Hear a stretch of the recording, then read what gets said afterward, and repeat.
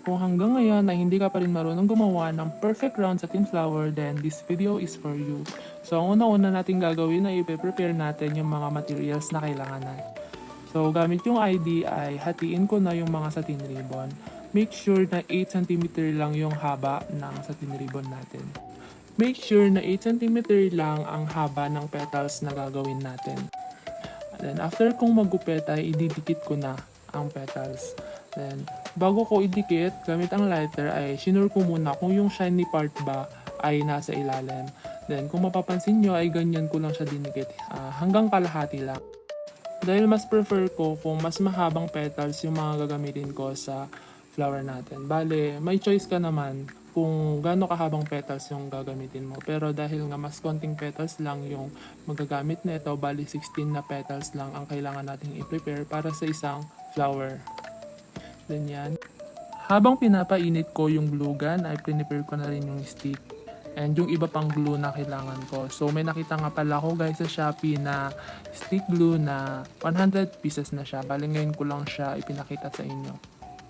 Going back, step by step method nga pala yung ginawa ko dito dahil mas prefer ko siya kaysa sa rolling kasi mas konting petals lang yung kakailanganin ko. So ganito ko siya dinigit guys. Bale pataas siya kung makikita ninyo. And yung pangalawang petals naman ay ayan, sa gitna ko lang din siya ididikit. Hanggang sa pangatlong petals guys ay sa gitna ko siya idinidikit.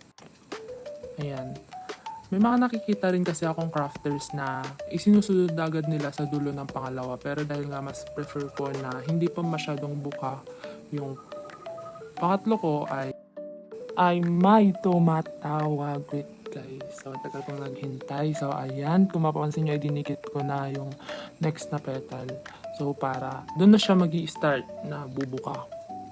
Ang paggawa nga pala ng perfect round na satin flower ay walang rules. So, depende sa'yo kung paano mo siya gagawing round. Bale, hindi mo na kailangan isipin kung pantay mo ba siya ilalagay sa nauna mong nilagay.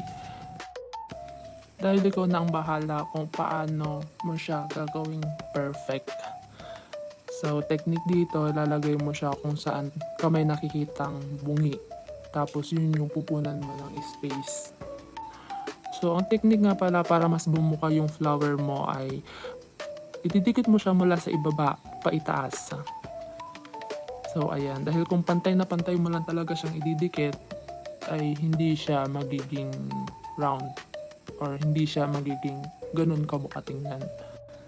So habang paunti ng paunti yung natitira ninyong petals, dapat ay nakikita na ninyo yung magiging result or outcome ng flowers ninyo. So maganda siya kung malapit na siya maging bilog at kapag hindi naman ay better luck next try. So ayan.